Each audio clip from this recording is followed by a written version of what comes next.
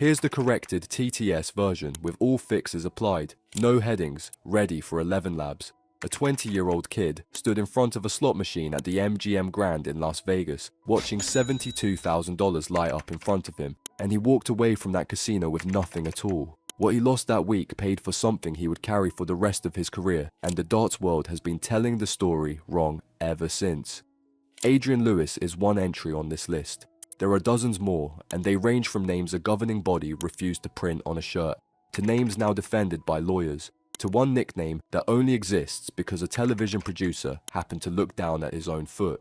These are the best and worst nicknames in professional darts, ranked from the bottom of the barrel to the very top, with the real origin behind every one of them.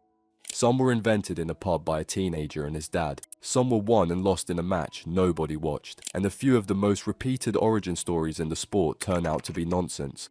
One thing needs establishing before the ranking begins, because it explains why some of these names carry weight and others are just filler. Darts nicknames sort into 3 documented categories. The first covers names with a real origin, coined by a specific person at a specific moment for a specific reason. The second covers descriptive names, where the meaning explains itself but no recorded moment of creation exists.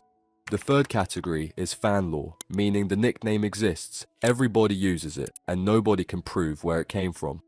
That distinction forms the backbone of this ranking, because a nickname carrying a story beats a nickname that only shortens a surname.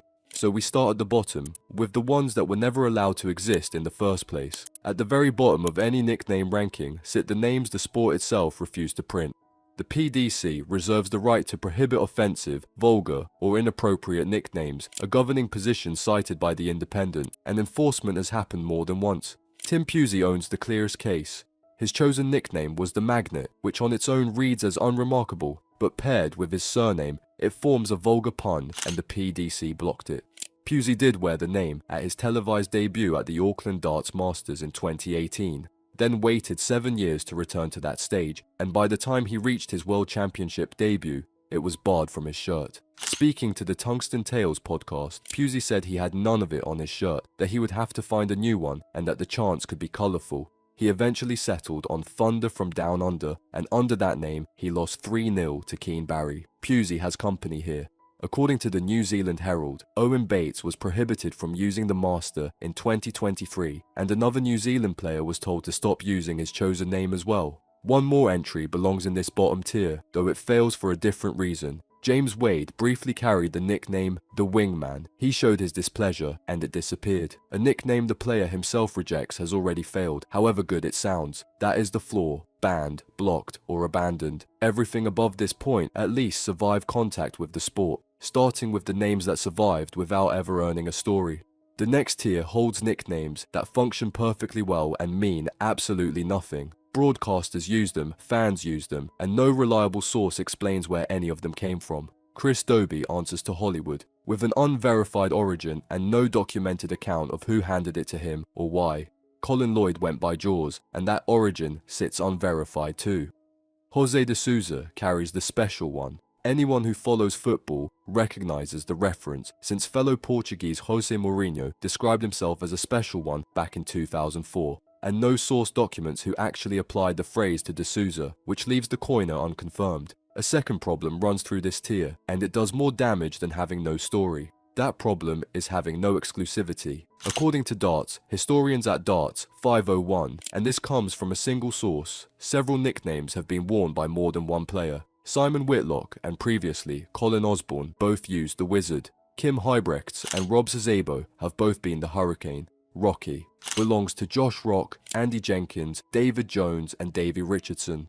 Damon Hetter and Dennis Ovens have both answered to the Heat, while the Viking covers both Andy Fordham and Boris Koltsov. The Magnet, that same name Pusey was blocked from using, has also been attached to Mick McGowan and David Davies. A nickname 4 different players have worn stops being an identity and turns into a costume anybody can borrow. One active player skips the whole business entirely. Wessel Nyman walks on to Summer of '69 by Bryan Adams with no name attached at all, which in a sport built on branding counts as a genuine anomaly. Now we reach legitimate territory, where the nicknames work but nobody strained themselves inventing them. Dave Chisnell answers to Chizzy, Glenn Durrant to Duzzer. Nathan Aspinall goes by the Asp. lifted from the first 3 letters of his surname, and he walks on to Mr. Brightside by the Killers. Mervyn King is the King because his surname is King, and Josh Rock is Rocky because his surname is Rock. None of those are bad, and all of them are lazy. The descriptive names rank slightly higher because each one tells you something true about the player. Long hair and a beard earned Simon Whitlock the Wizard. Co Stompe, a former Amsterdam tram driver, became the matchstick man thanks to his near bald head and thin build. Stephen Bunting throws fast and uses the lightest darts on tour, which explains the bullet, while Krzysztof Ratajski takes the Polish eagle from Poland's national symbol. Mensur Suljovic picked up the gentle for his friendly demeanour, and he liked it enough to name his Vienna pub after it. Damon Heta goes by the Heat, a near anagram of his surname, reinforced by his flame walk-on hat. Andrew Gilding turns Goldfinger into something better than a pun by tying together the Bond theme, his walk-on song Gold, and his Cosmo Gold finger darts. 3 layers of branding built from one idea lifts him above the rest of this tier. Ryan Searle carries genuine substance behind heavy metal. 32 grams is the weight he throws, the heaviest darts on tour, and he backs it with long hair, a love of metal, and paranoid as his walk-on. The nickname stops being decoration and becomes a specification. 2 entries here arrive with unresolved disputes worth flagging. Darts 501 lists Gian van Veen as GVV, simply his initials, while Wikipedia and Red Dragon list him as the Giant, a pun on his first name, and the sources do not agree. He walks on to Astronomia, and he reached the 2026 World Championship final, losing 7-1 to Luke Littler. Dimitri Vandenberg answers to the Dream Maker. Glenn Durrant has said the name surfaced at Dimitri's World Championship debut, while Dimitri himself links it to his optimism and to a tattoo about following his dreams. Even the spelling remains contested, with Wikipedia writing it as 1 word and Target writing it as 2. His dancing Dimmy routine belongs to the walk-on act, not the nickname. Quality jumps sharply from here because the next group stopped being labels and turned into characters. Martin Adams built Wolfie on a wolf-like beard, long hair and a growl of a laugh, walking on to Hungry Like the Wolf by Duran Duran. John Lowe earned Old Stoneface for his calm, impassive expression, and he thought enough of it to title his 2005 autobiography after it. Dennis Priestley took The Menace from the Biano comic character Dennis the Menace, then wore red and black to match. Ted Hankey became the Count, and the origin runs more specific than most people realize because the Dracula persona, Cape and Fangs included, followed a school play he performed at the age of 15. Hankey also carries a sexual assault conviction from 2022, which shapes how the sport remembers him. Andy Fordham had a name source behind the Viking. Fordham credited Bobby George with starting it after an exhibition when a friend turned up in full Viking gear, and it suited a big man with long hair and a beard well enough to stick. Fordham died on the 15th of July 2021. Commentator Tony Green gave Steve Beaton the bronzed Adonis early in his career, tied to his tanned, mustachioed gold chain look. Bob Anderson received the Limestone Cowboy from the late Sid Waddell, a name nodding both to the limestone hills of Wiltshire and to John Wayne films, and it arrived with Rhinestone Cowboy by Glenn Campbell as the walk-on. Anderson has put it plainly, saying the late, great Sid Waddell gave him the name and the style, and that he is forever indebted. At the Circus Tavern World Championship in 1994, he once entered on a horse. Keith Deller earned the Milky Bar Kid for one of the simplest reasons on this entire list, because he drank milk to celebrate winning the 1983 BDO World Championship at the age of 23, becoming the first qualifier ever to take the title. The fella and Del Boy have also followed him around. Ricardo Pietreczko goes by Pikachu, and almost everyone assumes Pokemon fandom explains it. Pietreczko told Hetlarts the News he never actually had anything to do with Pokemon, because the name arose when another player mistook his surname for Pikachu, and it caught on. He now walks on to the Pokemon theme. Bobby George owns the King of Bling through pure fan interaction. George told Memo that his real informal nickname among his peers, Bristow and Lowe included, was Bobo, and the King of Bling came from fans asking about his jewelry, essentially telling him that if he liked all that gold, he must be the King of Bling. George also invented the modern walk-on, arriving with crown, cloak, candelabra, and gold jewelry to We Are the Champions by Queen, and he says 2 BDO officials handed him a lit candelabra as he walked on in 1980. Peter Wright brings a confirmed core with a disputed edge to Snakebite. His love of snakes stands as the most reliable attribution, while the widely repeated theory about the cider and lager drink ranks as secondary and disputed. Nobody disputes the execution. His wife Joanne Wright, a hairdresser who owns a salon called Medusa Hair, creates the mohawk and the war paint, and the BBC reported in April 2020 that she spends up to 3 hours before all of Wright's matches perfecting the look, matching sequin snakes on his head to his trousers.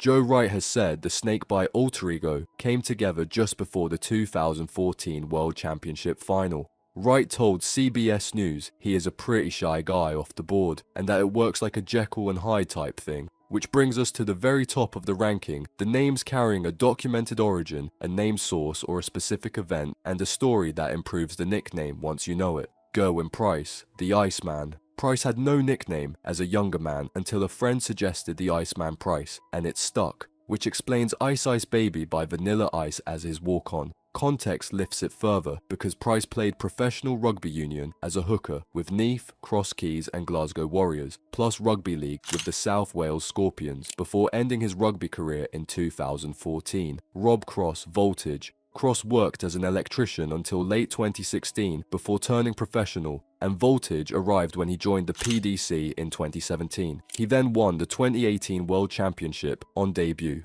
beating Phil Taylor in Taylor's farewell final. A nickname taken from a day job the player had only just left. In the same year he became world champion, lands close to perfect. Michael Smith, Bully Boy. Everyone assumes the bullseye explains this one, and it does not. Smith has said he worked on a cattle farm near Littleborough, where the owner asked him to help tag the newborn calves, and that the man called him a bully, which is how the name developed. The darts connection is entirely coincidental, which is exactly what makes it excellent. Johnny Clayton, the Ferret. Clayton played amateur rugby union as a scrum half at Pontybearam RFC, where teammates teased him for ferreting and digging for the ball in rucks because of his small size. He explained the origin himself on the PDC's autocomplete challenge, and his old club now has a ferret lounge named after him. For years he combined darts with plastering for Carmarthenshire Council. James Wade, the Machine. Wade owns the most documented nickname evolution in the sport. The Gladiator came first in 2006, replaced from December 2006 to October 2007. By 009, a James Bond play adopted after he hit 3 9-darters in quick succession that year. Spectacular followed briefly because of his glasses, then the Wingman, which he rejected outright. The Machine arrived with his Premier League debut in January 2008, chosen for robotic consistency. Luke Humphreys, Cool Hand. The name references the 1967 Paul Newman film, Cool Hand Luke, and his calm demeanour, and he nearly lost it. Early in his career he clashed with Martin Lukeman over near identical nicknames, since the two of them were using Cool Hand Luke and Cool Man Luke, and accounts differ over which man held which version. What both sides agree on is the arrangement. They met on the Challenge Tour, they decided the winner of the match would keep the name, and Humphreys won. Lukeman rebranded as Smash, a name his wife suggested after the Hulk. Luke Littler, the Nuke. This one was self-chosen, years before any of the fame arrived. Littler has described sitting in the pub with his dad at 13 or 14 with no nickname to his name, saying it went well with his name and that Luke the Nuke came to them because it rhymes. The PDC had nothing to do with it. Wayne Mardle jokingly floated a rebrand to the Duke in 2024. Littler kept the Nuke, and then he trademarked it. Eric Bristow, the Crafty Cockney. In 1976, during a trip to Santa Monica in California, Bristow visited an English-style pub of that name, reportedly for an exhibition, and the pub gave him a shirt. That shirt showed a uniformed British policeman, a Union flag, and the words Crafty Cockney, and he wore it in tournaments from then on. A Hackney boy took his identity from a bar 6,000 miles away, and he became the first darting household name. Adrian Lewis, Jackpot. Now we come back to that slot machine. At the 2005 Las Vegas Desert Classic at the MGM Grand, Lewis hit a jackpot reported at $72,000, though some accounts put the figure at $75,000. He was 20 years old. The legal gambling age in Nevada is 21. Darts Planet TV reported that casino staff informed him he was underage, and he never received a cent, with every reliable source agreeing on that point. Lewis lost the lot and gained a nickname, which means the most famous origin story in darts commemorates a loss rather than a win. Phil Taylor, the Power. In July of 1995, at the World Match Play in Blackpool, Sky Sports production manager Peter Judge told Taylor he needed a nickname, then trod on an empty CD case for the 1990 snap track The Power. That was the entire selection process. Taylor has confirmed the story himself, recalling that Judge came in wanting the darts spruced up with music and flashing lights, that everyone needed a nickname, and that when Judge announced the choice he assumed he would have the mickey taken out of him. Before all that, he answered to the crafty potter, a nod both to his mentor Eric Bristow and to Stokes' pottery trade. The greatest nickname in the history of the sport exists because a television producer looked down at his own foot. Two claims about all this get repeated constantly, and both need correcting.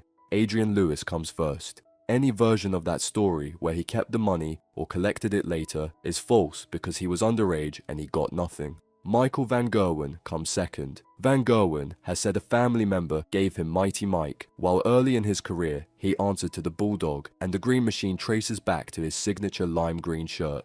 During a 2023 marketing stunt, sponsor Paddy Power joked that he should be called the Wizard, on the basis that Simon Whitlock had already taken it, and Van Gerwen pushed back. What gets claimed constantly and cannot be verified is that Van Gerwen holds a formal trademark on Mighty Mike. No confirmation of that exists. All of this matters more than it used to, because darts nicknames began as personality, and they now function as intellectual property.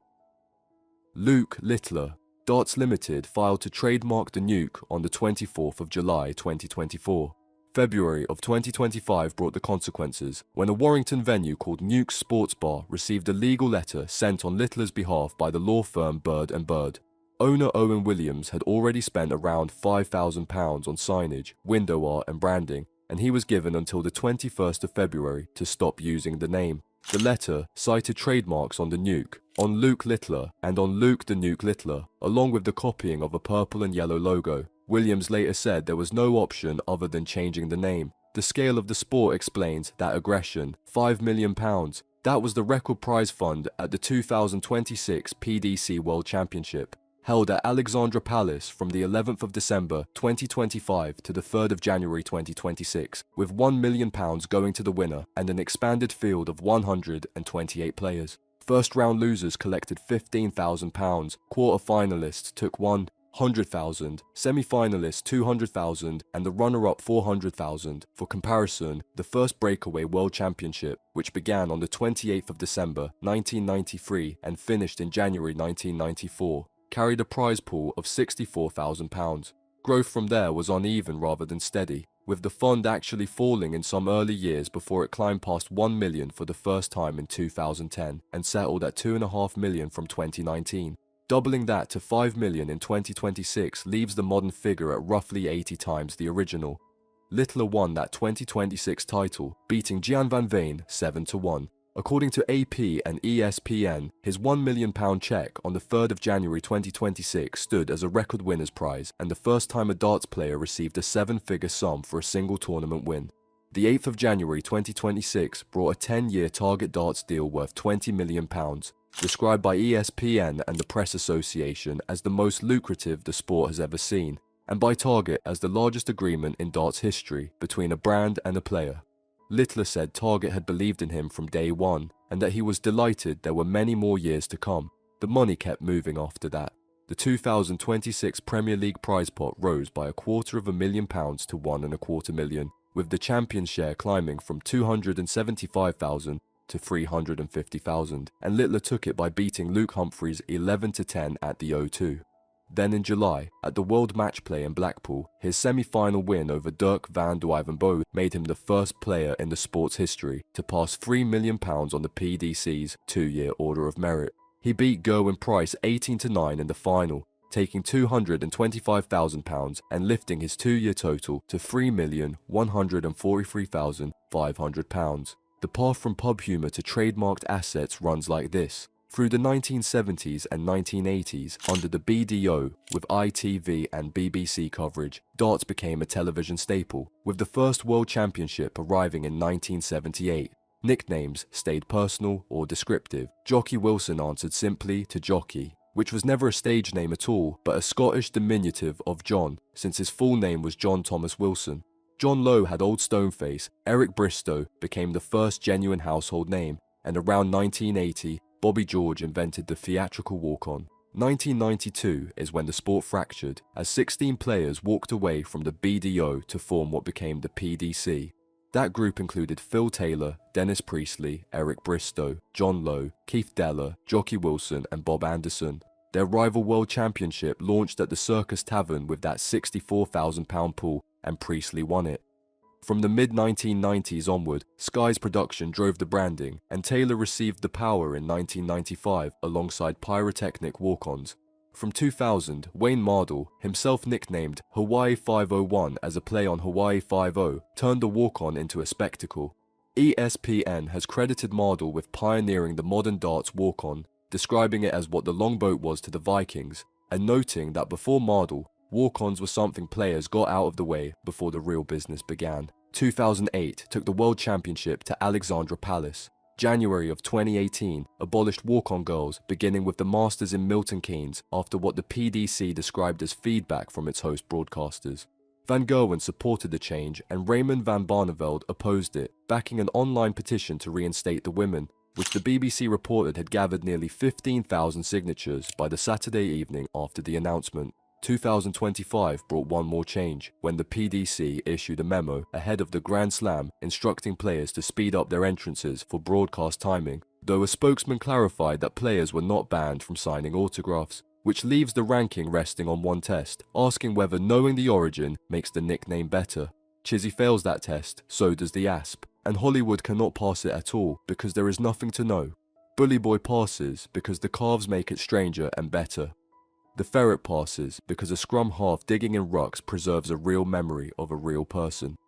Cool Hand passes because it was nearly lost in a match nobody watched. Jackpot passes because it commemorates a fortune that never arrived.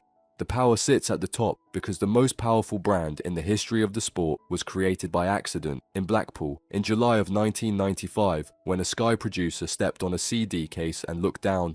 Dart's nicknames started as pub humour, and they now operate as trademarked assets defended by lawyers in a sport with a £5 million World Championship. The names have not changed, what they are worth has. What?